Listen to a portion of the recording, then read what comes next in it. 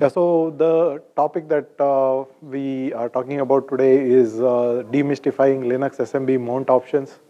So to set some context on this, the Linux SMB client has been in active development for quite a few number of years now, and there have over the years there have been a lot of mount options that we have introduced, and so what this talk does is essentially put the various mount options into different buckets and go over some of the more important ones. So an introduction of, so we already introduced ourselves. So so we work as a part of the Azure Files team. There's a sub team within Azure Files that is more focused on the improving the Linux customer experience, and we are a part of this team.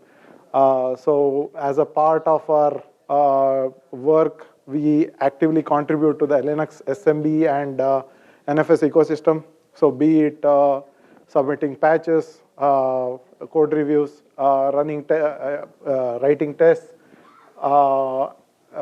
debugging tools, diagnostics, and so on. So, so this team has actually been some of the core contributors to the Linux SMB client. Just to give you some idea, like the last time we checked maybe a month or two ago, in the last year or so, this team has contributed upwards of 70 patches. So that basically shows the kind of contributions that this team is doing. So to start off, what is a mount option? Mount option is something that, in general, the Linux file system gives us. So whenever you mount a file system, you can specify certain options. So these are basically tunables that modify the behavior of both the file system in terms of the user experience, as well as in case of a network file system, its behavior with how it communicates with the server. So again, I briefly touched upon the point that we have a lot of mount options in the Linux SMB client. So why do we have so many mount options? Short answer, different workloads have different needs, and to accommodate all of these workloads, it's necessary, and to make them optimal, it is necessary to have very fine-grained controls over the various behavior. So this is what the mount options allow us to do. So again, there are pros and cons of having so many mount options. As I mentioned, it gives us fine-grained tunability. So what is important though here is that we need to balance the kind of the mount options we introduce. We need to take a look into whether they can be a system-wide module parameter, or whether they need to be a mount option. And when we select mount option, then we need to think more about what should be the default value. Of course, we cannot have one good default value for all the workloads, and we will have to select a default value which works for the most common workloads, and that's what we do, and which means that every different kind of environment, every different kind of workload may have its own set of mount options to use. So, and then what this also gives us is a kind of a control over new experimental features that go into the kernel module. So by having a mount option for the feature, that allows us as a fallback, where if there is a bug in the feature, we can set as a default a mount option to disable that feature. At the same time, there are some disadvantages to this. The more obvious one is that it becomes very challenging for novice users to like go over the list of mount options. As I mentioned, we choose the defaults, but the defaults may not be optimal for various workloads. And then there are cases where some novice users may use mount options without understanding its impact. Yeah, those are the some of the disadvantages. So what we are trying to do here is put the different mount options into the different buckets, and we are going to go over some of the common important types of mount options. So we'll have Bharat start off with the next slide. Yeah, the first category that we are choosing here is that protocol specific mount options. We can start with worst mount options. As you know, the SMB has been evolved over the several decades, and the earlier versions of SMB was version 1, and now it is version 3.1.1. If you don't specify any mount option, client and server will try to use the best possible mount version as a part of negotiate. If you want to actually enforce the specific version between the client and server, you can use the version mount option and specify the version so that client and server try to communicate with that particular version.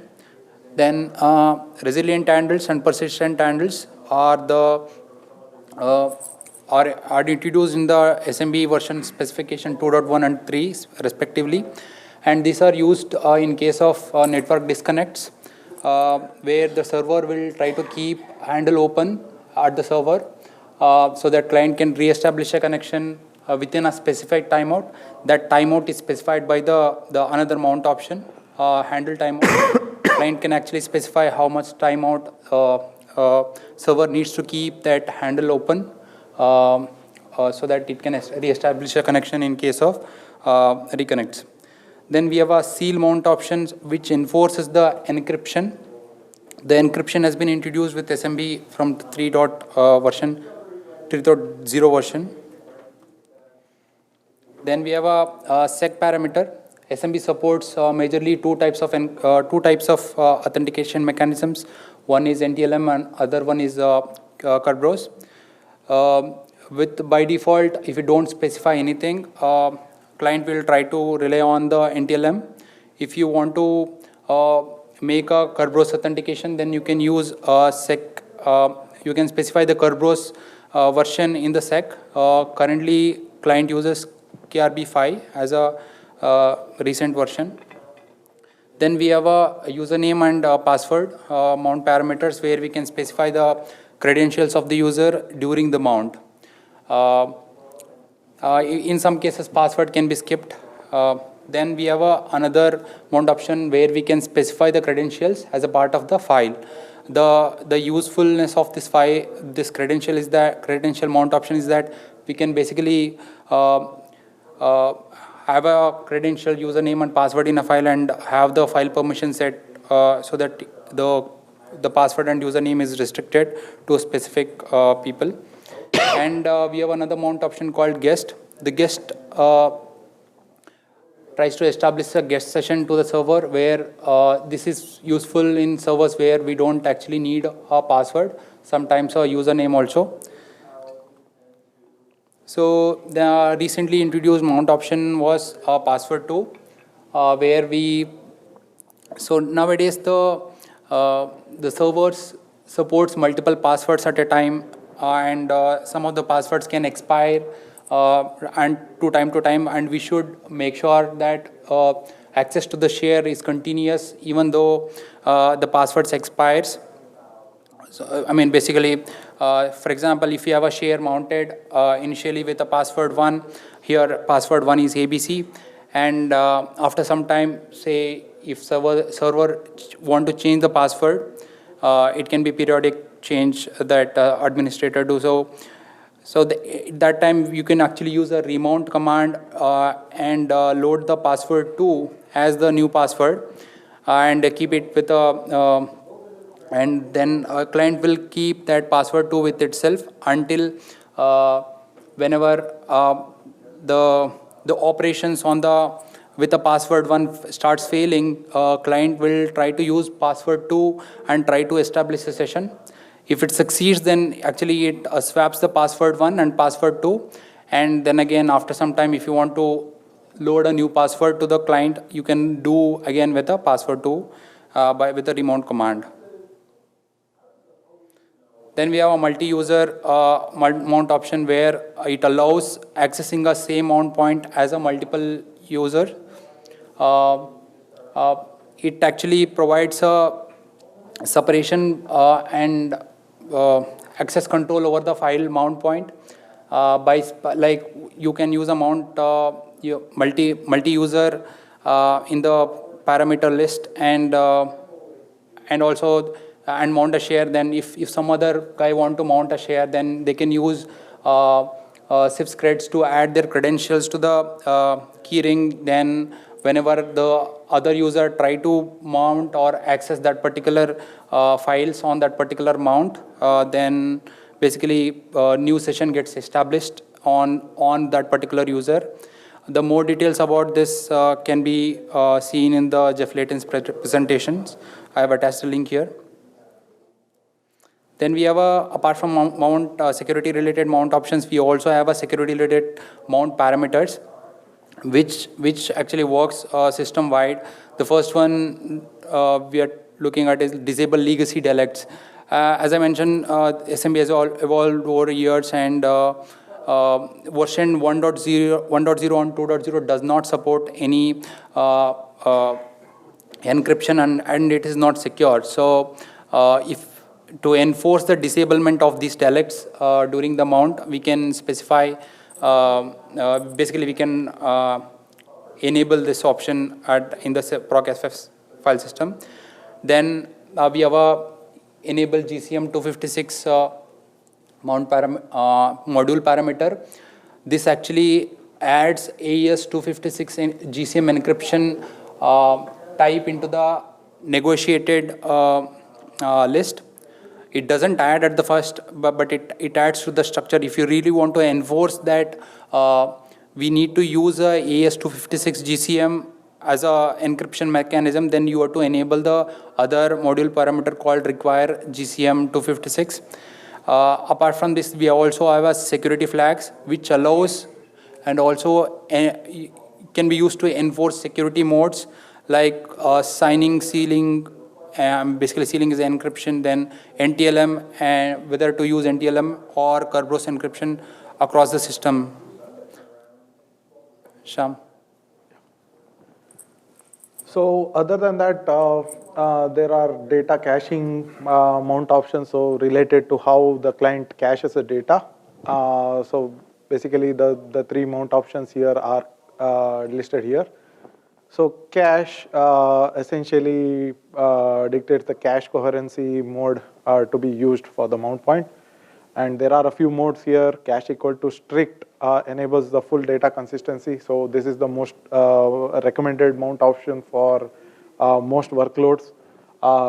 You have cache equal to loose, which was introduced quite a long back. It's basically some loose caching semantics where the client can read the cache data even without a lease. So this is actually not recommended as, and it's a legacy mount option, and that could result in data corruptions that like when there are multiple clients that are accessing the server. And then you have cache equal to none, which is to disable the caching entirely. So which means that all file IOs will directly go to the server. You have cache equal to RO, which is a read-only, which makes it a read-only mount essentially. And then finally, cache equal to single client. This is to be used in a scenario where we know that only the access to the share happens only through this client, and no other client accesses the share. So with this information, with this mount option, the client knows that there are no clients, and make certain assumptions about not even checking for the leases of the file before accessing them. Next, we have no lease, which is basically disables the lease capability from the client, which means that the client will not request for leases to the server. Generally, this is not required, but in some cases, maybe there is a bug that is causing a problem. So temporarily, in order to debug that, we do ask that no lease be used in order to see if that is related to leases. Then we have no BRL, which basically disables the byte range SMB byte range locks on the to the server. So this is the reason why this was introduced is because there are some applications which assume fully POSIX compliant locking semantics, and the SMB byte range locks are not really one-to-one, don't really map one-to-one there, since they are more mandatory in nature. So in those cases, one can use the no BRL mount option in order to disable that. Next we have, so we went over the data caching. Now we go over the metadata caching mount options. If a server supports directory leases, it is like generally advisable to enable that. But in cases that they do not, so what one can do is use these mount options to kind of set the timeout for which the file and directory attributes can be cached.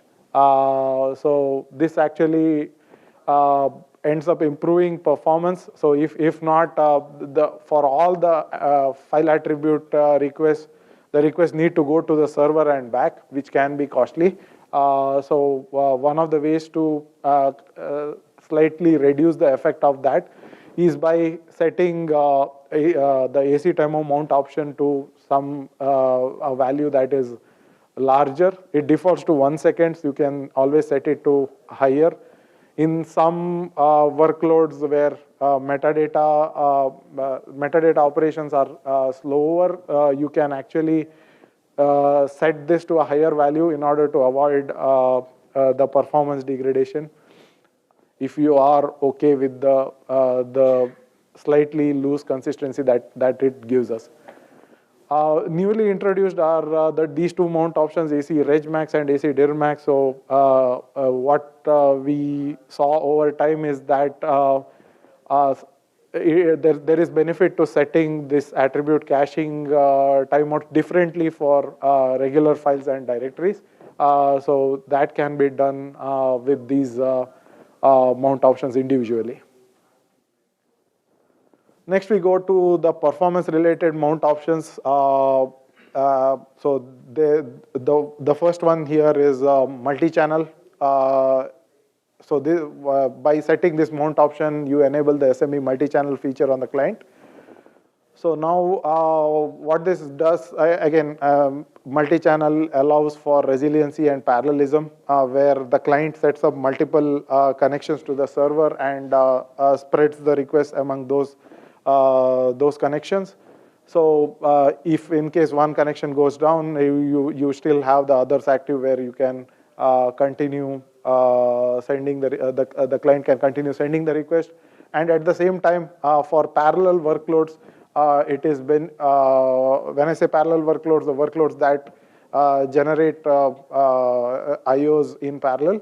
So especially for those cases, it is it actually improves the parallelism by enabling the multi-channel. And then, as Steve mentioned in the previous talk, there has been some recent enhancements to the multi-channel feature itself. Earlier, we used to do a round-robin allocation of the channels for any new request that needs to be sent.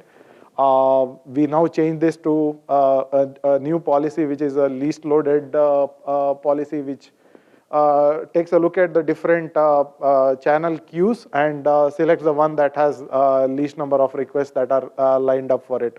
So how this helps is in cases where you have the server that is servicing the requests on the different channels at a different rate, this will turn out to be useful in order to spread the requests more evenly across the channels.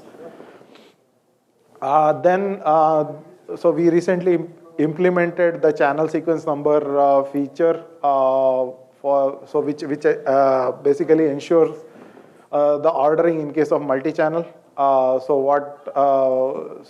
without this feature, there is a chance that due to unordered request to the server, especially during disconnects, it can cause data corruption. So this was actually fixed, and the fix is now rolled out on pretty much all the distro kernels.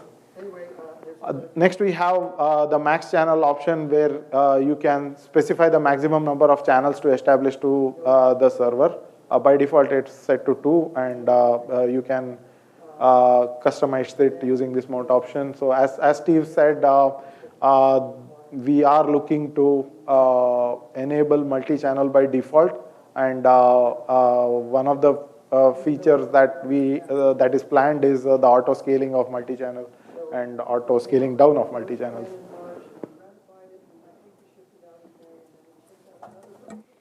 So next we have a performance related mount options where we have a direct releases with a SMB 3.0 and onwards, where recently we have completed the caching feature for the directory contents.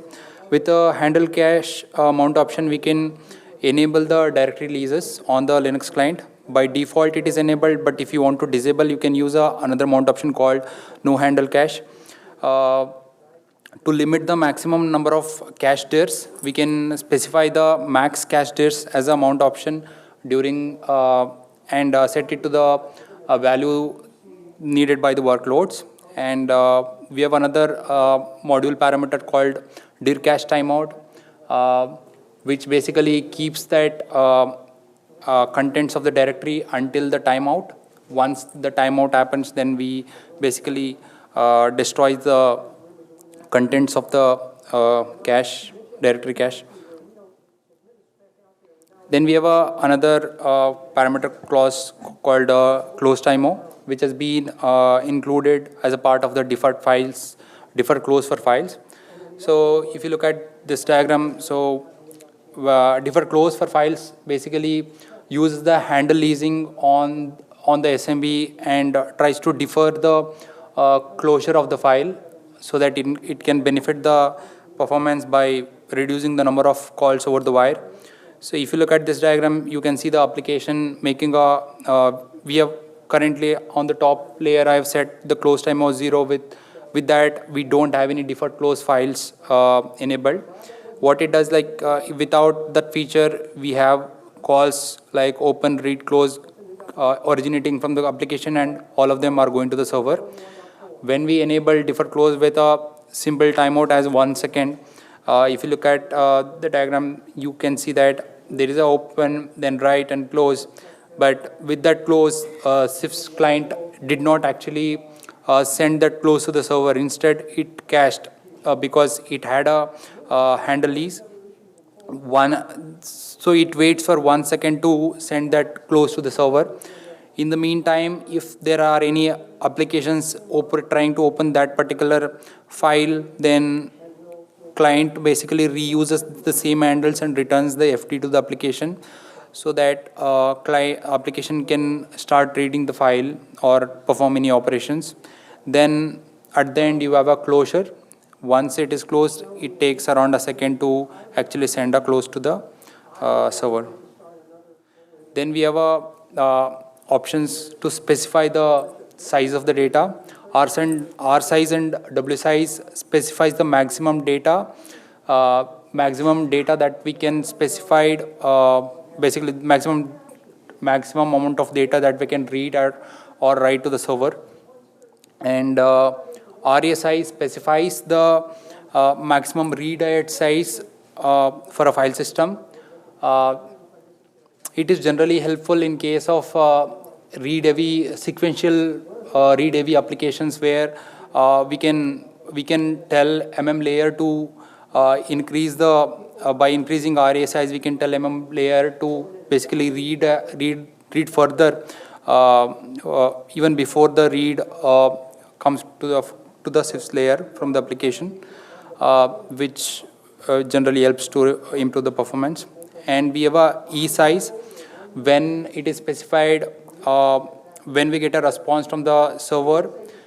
If response is beyond the specified number, then we offload that decryption of that response to a different thread, so that the CIFS thread can perform other operations, and which will increase the performance.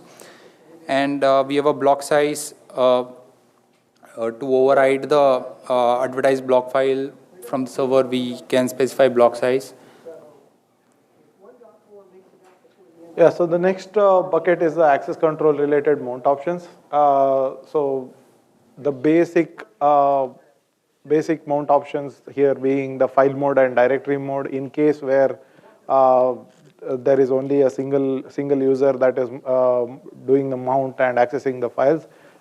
You still would want to restrict the permissions on the files and directory so that other local users on the system may not be able to like access the files. So file mode and dir mode allows you to do that. Similarly, the third one, the UID, GID, overrides the default UID and GID ownership of the files and directories on the mount point. Again, a combination of these two actually allow you to restrict the access of the files on the mount point. And then you have the POSIX, Unix, or Linux. You can specify it in any of those ways, and it enables the Unix extensions.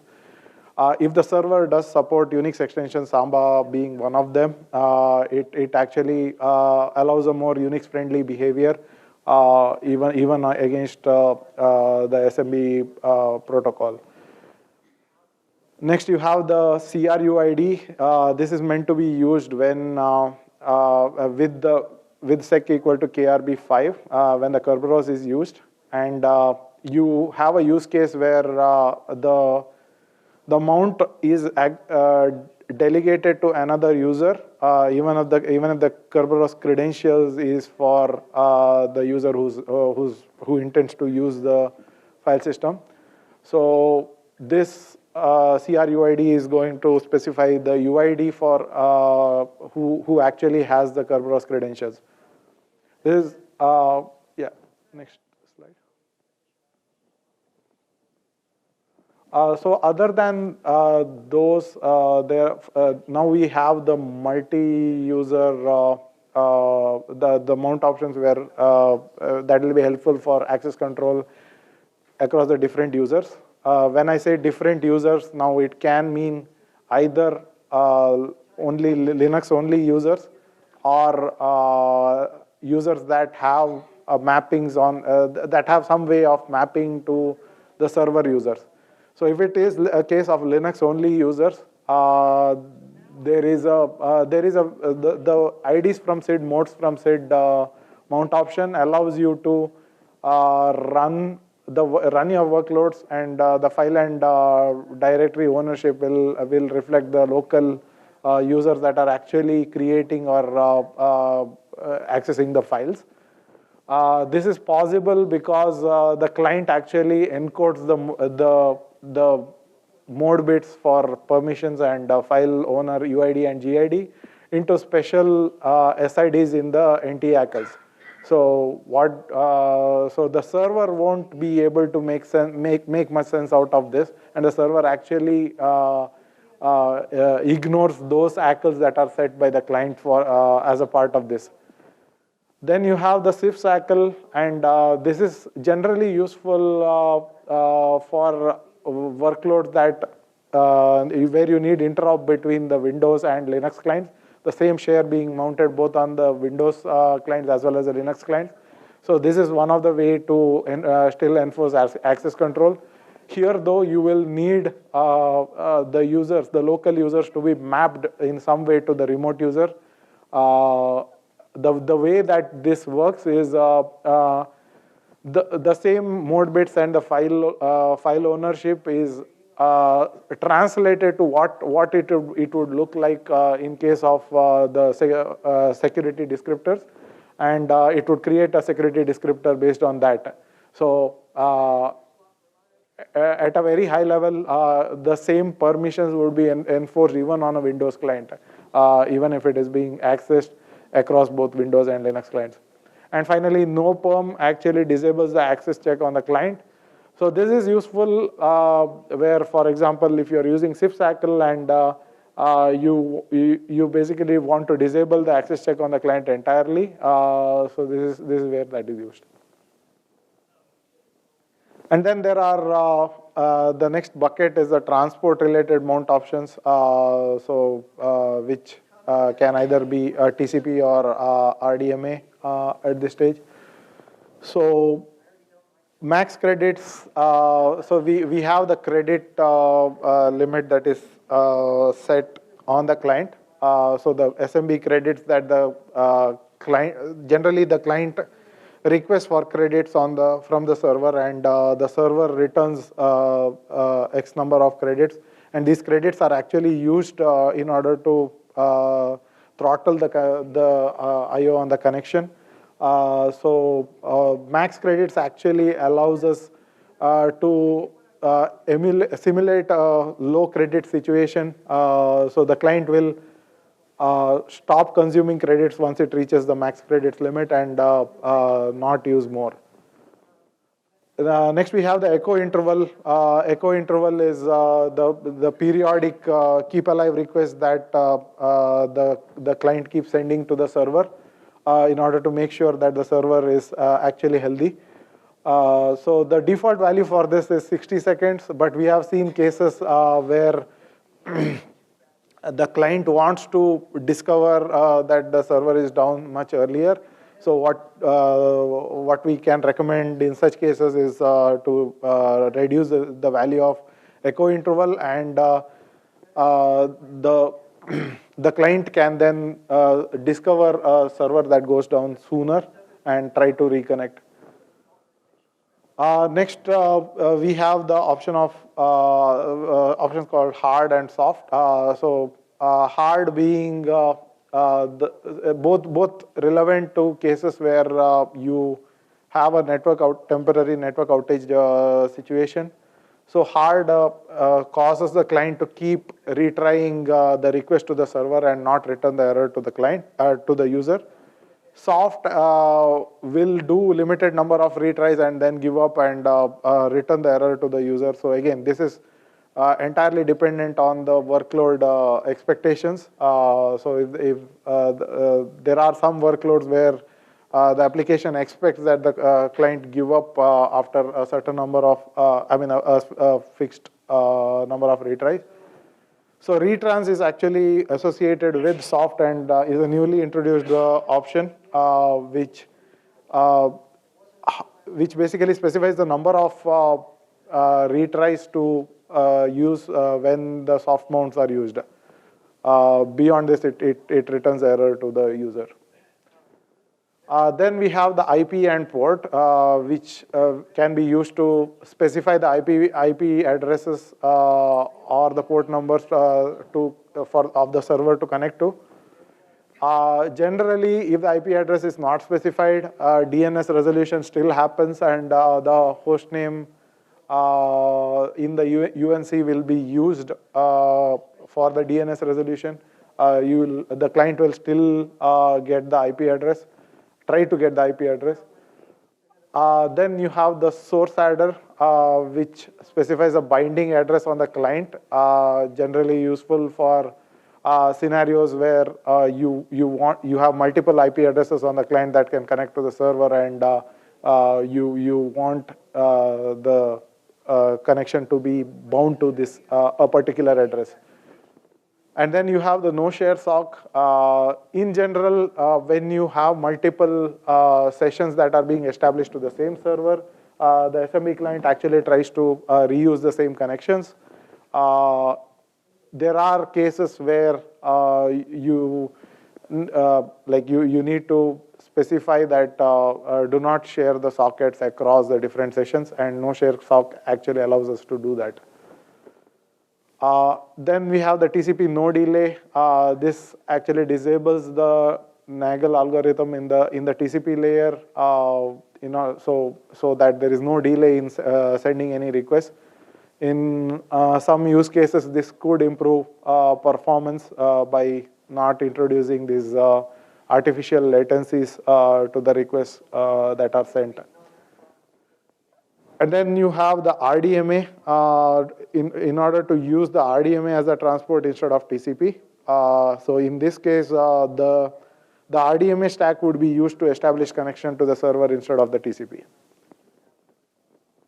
And then there are other miscellaneous mount options that can be quite useful. So for example, snapshot. So you can actually mount a particular snapshot of a share if the server allows the snapshotting, and you can specify the snapshot version to be mounted instead of the active share.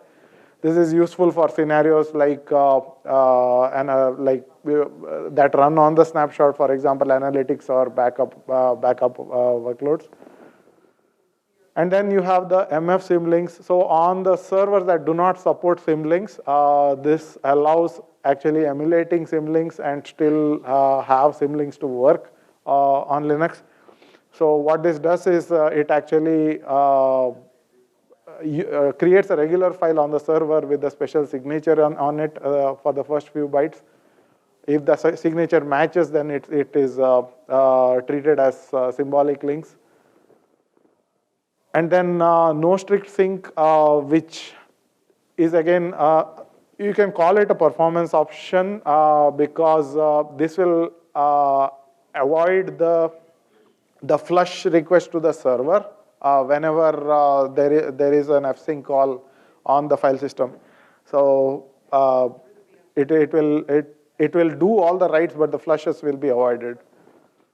And finally, you have the sloppy mount option. So this one, what this allows us to do is write kind of portable applications that do the mount. So if they are running against different kernel versions, that one that support of a feature or the one that don't. So for example, there is a mount command that can be given, and at the end of the mount option, you specify sloppy and then follow it with the actual mount option.